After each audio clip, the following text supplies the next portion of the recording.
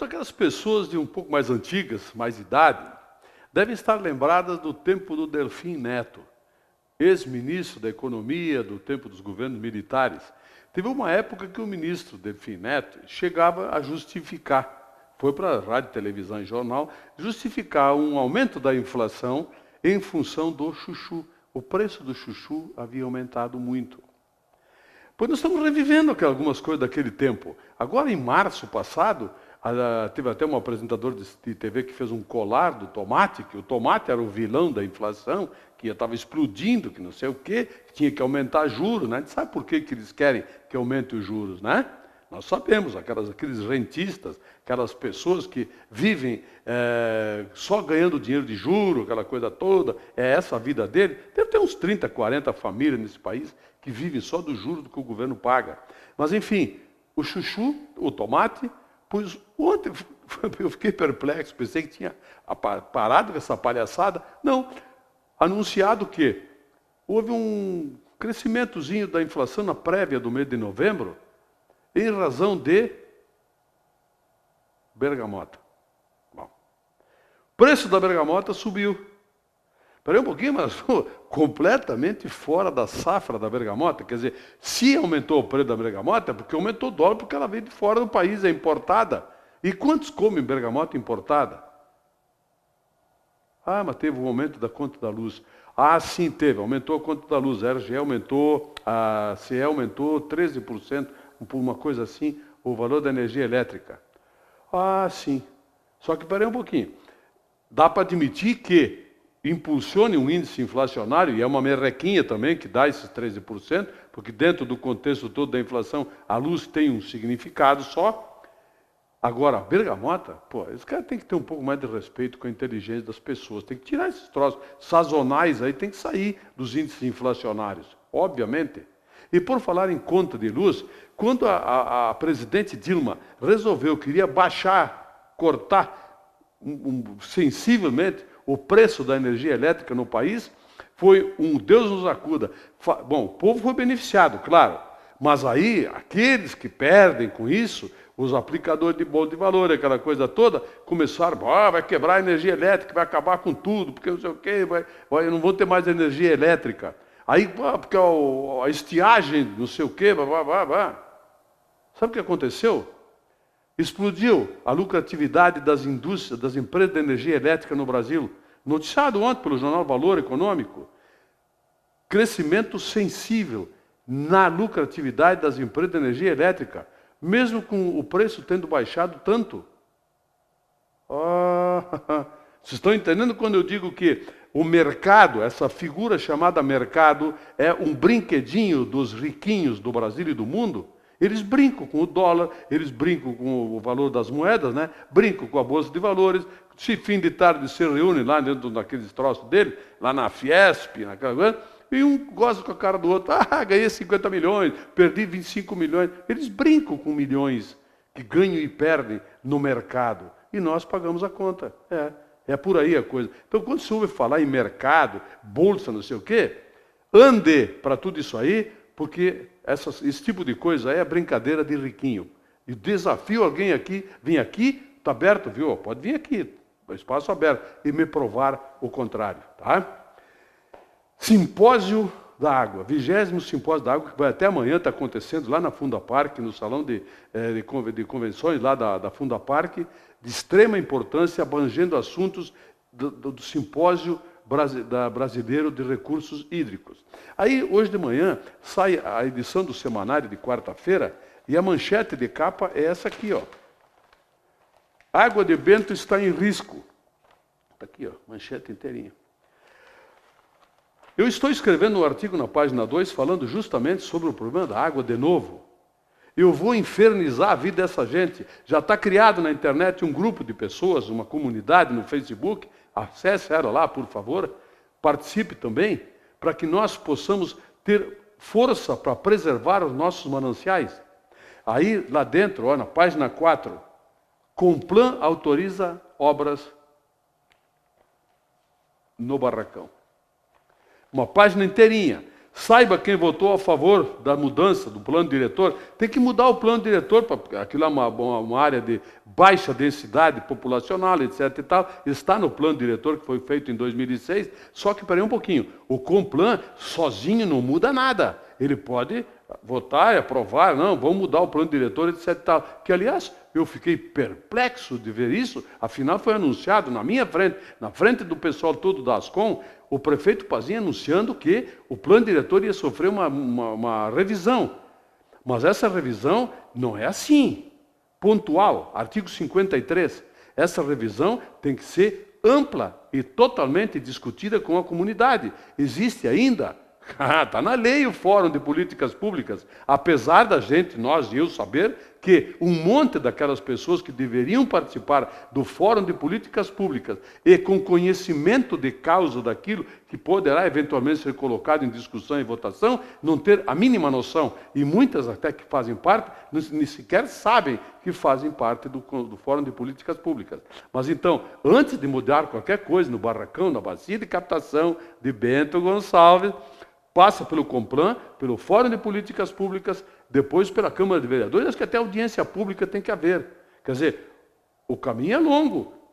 Resta você agora, meu amigo telespectador, pegue o semanário, página 4, leia toda aquela matéria, página inteira. É muito importante você saber quem é quem em Bento Gonçalves. Quem está realmente preocupado com Bento Gonçalves, com o seu futuro, com os nossos mananciais, com o abastecimento de água da cidade, que até pouco tempo, pelo jeito, era só eu que estava preocupado aqui, só eu falava do assunto.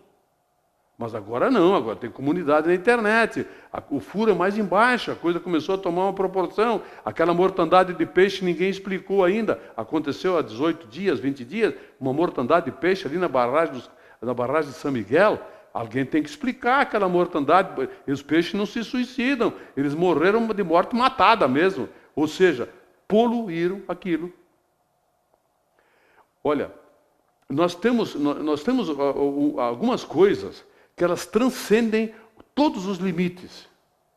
O descaso, a falta de consideração com as pessoas, ela rompe tudo que é possível e imaginável, de bom senso, de respeito. A água é muito séria. Ela está acima de interesses de empresas, de grupos econômicos e de políticos. A água é nossa, é do povo, é vida. Vamos respeitar, porque nós vamos fazer um movimento nessa terra aqui, olha, barba de molho, minha gente, hein? Vocês não vão fazer o que querem aqui em Bento Gonçalves com a nossa água. Pode ter certeza. Agora eu estou começando a levar fé. Não estou mais só. Tá?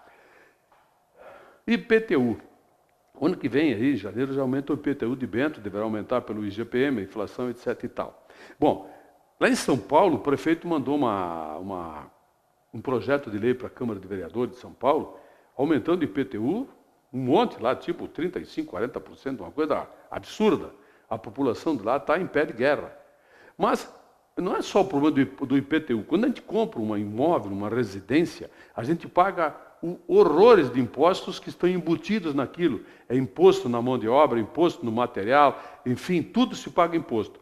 Aí depois, tu paga os olhos da cara para transferir a casa para o teu nome, para os cartórios, fazer escritura, matricular, não sei o quê, e mais o ITBI.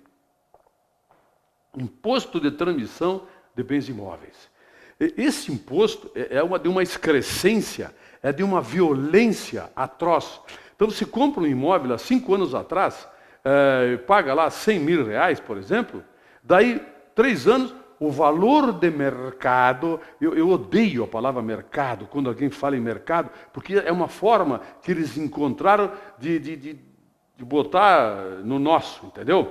Enfim, mas o que interessa o valor de mercado para aquela pessoa que comprou a casa, construiu a sua casa, o seu apartamento para morar? Ela não tem aquilo para comercializar.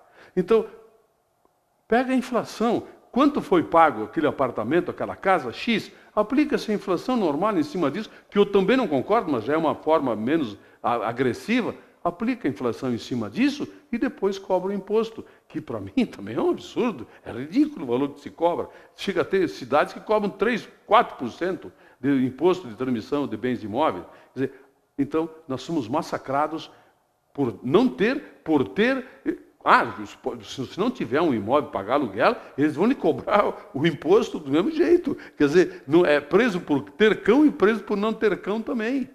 Quer dizer, como é difícil viver num país assim, né? Mas foi o país que nós escolhemos para viver. Para nascer, ninguém escolhe, mas para viver é aqui. O que nós temos que fazer é procurar tentar mudar esse estado de coisas. Quem sabe, algum vereador ou o próprio prefeito, ele pare para pensar e diz assim, peraí um pouquinho, vamos ter que mudar essa lei aí. Não pode ser feito o valor de mercado para alguém pagar o imposto de transmissão de bens imóveis. A menos que ela tenha aquele imóvel para comercializar. Mas aí sim é o valor de mercado. Fora disso, se é a única residência que a família tem, que a pessoa tem, por favor, mão na consciência. Ninguém tem tanto dinheiro assim para pagar de imposto, mesmo já tendo pago horrores de imposto para comprar e depois, só por ter o imóvel, paga o IPTU e depois tem mais o ITBI. É difícil isso. Olha, alguma coisa precisa ser feita, mas assim, contundentemente com relação a adolescentes, crianças e adolescentes. Agora, há poucos dias, tivemos em Porto Alegre a morte de uma menina de 15 anos, que ela voltava com o pai e mais duas amigas da balada. Voltava com o pai de uma colega de uma balada. Os 3 pais se alternavam para ir buscar as filhas, quando elas iam para a noite e tal, se divertir. Só que, voltando para casa, para levar as meninas para casa, um imbecil, sabe Deus em que velocidade, explodiu o carro dele no meio, o carro capotou, morreu uma menina, 15 anos. Ok, ele fugiu, se recusou a tudo, mas não vai dar nada, todo mundo sabe, mata no trânsito aí, não acontece nada. Mas enfim, um caso. Caso 2. Uma menina de 16 anos aí de Veranópolis se suicidou. Sabe por quê? Ela tinha um namorado, sabe, criança, adolescente, tá? Tem um namoradinho, e ela, webcam, tá, o notebook dela, o computador, com a câmera, aquela que se fala no Skype, aquela coisa toda, pode falar com o mundo inteiro, a pessoa fica te vendo, ela se trocou de roupa na frente do computador. Pois o imbecilzinho que a namorava, que era ex-namorado, que tinha terminado com ela, copiou as imagens e botou na internet. Sabe o que a moça fez? Botou no Facebook dela, lá no Twitter dela, que ela não ia causar mais estorvo para ninguém e se suicidou. Uma menina de 16 anos, porque tinha as imagens dela seminua na internet, sendo divulgada na escola. Aí veio aquilo que chamam de cyberbullying, aquela coisa toda, né? Olha a que ponto chegam as coisas. A Suzana Stefanon, uma médica ebiatra, ela publicou já 2 livros falando sobre a relação do adolescente com a internet. É muito mais grave, muito mais séria a coisa do que os pais pensam. Acho que tem pais que têm que ter um pouco mais de cuidado, acompanhar o que os filhos fazem na internet, porque esse tipo de coisa está se tornando já corriqueiro. Está acontecendo com frequência acima do normal, acima do lícito de se esperar. Inacreditável. Uma menina se suicida porque um imbecilzinho resolveu colocar as imagens que ela permitiu. Aliás, não sei se permitiu, mas ela deu margem para isso, com a webcam dela ligada, ser filmada, e o cara clicou, fotografou, sei lá o que fez, e jogou na internet dela seminua, e ela se suicidou. É complicado. Ontem eu conversava com uma psicóloga em Bento, 2 casos de coma alcoólica de adolescentes também, aqui em Bento, em festa de formatura de 1º grau, formatura de 2º grau, enfim, da formatura, os adolescentes acham que festa é encher de trago, de bebida alcoólica. Como se controla isso? Não tem que jogar para as autoridades esse tipo de controle. Esse tipo de controle tem que ser feito pelos pais. Me parece óbvio isso, né? Adolescente hospitalizado em coma alcoólica. O mundo está acabando e não querem contar para nós. Olho vivo que cavalo não desce escada, dizia o Ibrahim Suede. Como centenários pais, vocês não podem transferir responsabilidade que é de vocês. Cuidem dos seus filhos.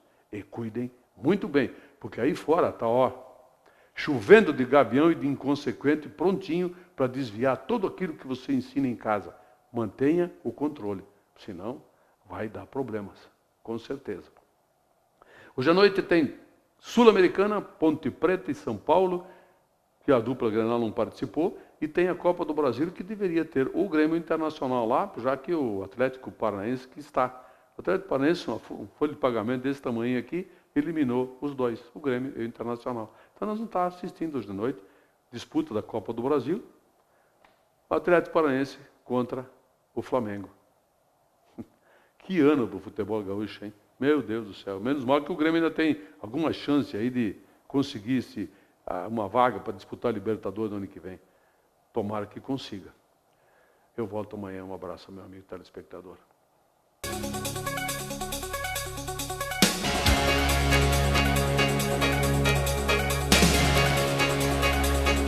Opinião. Oferecimento Ludfor Consultoria em Energia. www.ludfor.com.br